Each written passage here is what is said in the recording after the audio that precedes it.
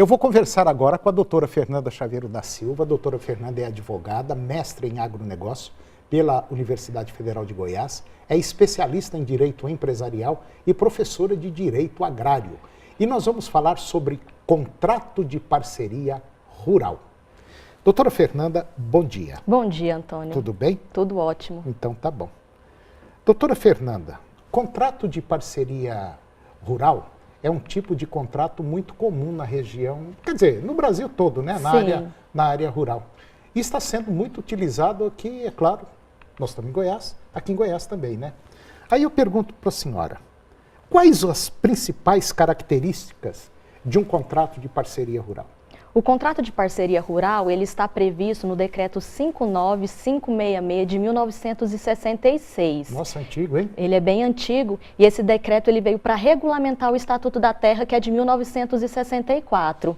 E esse contrato se dá quando uma pessoa ela se obriga a ceder a uma outra pessoa um imóvel rural, seja por prazo determinado ou não, podendo também incluir algumas benfeitorias ou não, e essa pessoa ela vai desenvolver ali uma atividade, seja agrícola, seja voltada à pecuária, uma atividade agroindustrial ou extrativista. E isso se dará mediante uma partilha dos lucros e também dos prejuízos. Então, o contrato de parceria é como se fosse realmente uma sociedade, em que eu estou explorando a atividade agropecuária ali e, diante dessa atividade que eu estou desenvolvendo, eu vou passar uma porcentagem dos lucros e do prejuízo àquele que me cedeu a terra para eu usar. Bom, então isso significa dizer que um contrato é diferente de um arrendamento. Sim, um contrato de parceria... Uma coisa é uma coisa, outra coisa é outra coisa. Sim, contrato de parceria é uma coisa e contrato de arrendamento é outra. E muitas pessoas confundem. No contrato de parceria, como foi falado, vai haver uma partilha dos lucros e dos prejuízos. Já no contrato de arrendamento, ele é como se fosse realmente um aluguel, em que uma pessoa vai ceder a outra pessoa, se obriga a ceder uma outra pessoa a propriedade e, por exemplo, cedendo a mim, eu tenho que pagar todo mês o dono do imóvel uma quantia, sim. Ah, entendi. São contratos diferentes. Agora, vamos supor o seguinte, que eu sou um parceiro de uma determinada propriedade.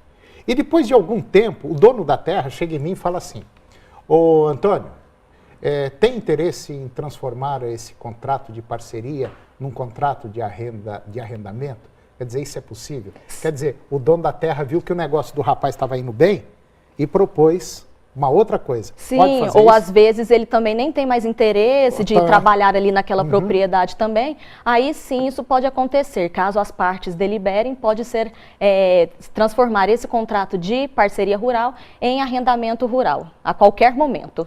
Quer dizer, mesmo que eu tenha um contrato aí por 5 anos e 3 anos depois o cara chegou e eu quero mudar tal. Se eu topar e ele topar, se entrar num acordo, pode ser feito. Sim, pode ser feito isso aí, sem problema nenhum. Sem problemas. Né? Agora, esses contratos devem ser ajustados por escrito ou pode ser na conversa? Antônio, não existe um modelo a ser seguido, então a forma é livre, mas o mais correto, o que nós indicamos é que esse contrato seja ajustado por escrito. É a melhor forma, né? É a melhor forma. Escreveu, ninguém pode falar nada. Ah, eu falei, não, você não falou, eu não lembro.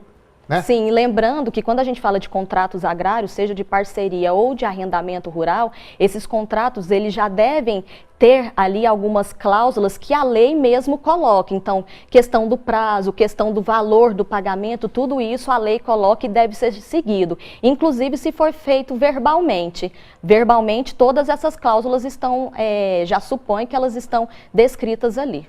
Então você que vai fazer um arrendamento ou vai fazer um contrato, você presta bem atenção, porque tem diferença de uma coisa é uma coisa, outra coisa é outra coisa, correto? Correto. Doutora Fernanda Chaveiro da Silva, advogada, muito obrigado pela sua participação. Sempre é muito esclarecedor essa conversa que a gente tem e precisa sempre ter isso aí. Muito obrigado e até o próximo programa. Até o próximo. Obrigada. Obrigado.